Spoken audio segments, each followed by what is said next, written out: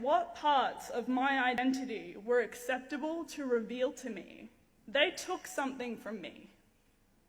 And where other children were able to look in the mirror and reconcile those missing parts and say, I love my mothers or my fathers, I could not, because in my eyes, who were my parents to decide what parts of me were acceptable to reveal to me?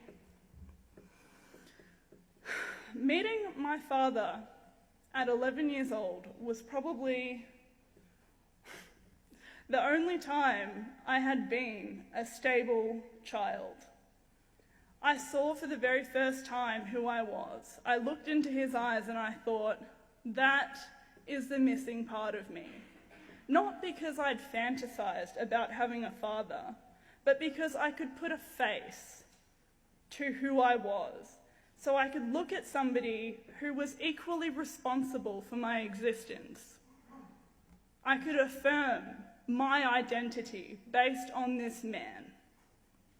And if I had not met my father, I would not be standing here with you today, because my emotional reaction to not having him in my life, even at such a young age, was devastating, and it caused me to regress in my development. I want to talk about real equality. There's a lot of talk about equality from the LGBT lobby, but I sort of wonder what their definition of equality is, because for me, equality was being told the truth, was being respected for who I was as a whole, and not just based on what my parents desired to let me know. Equality was being able to look at both sides of my genetic family and understanding who I was.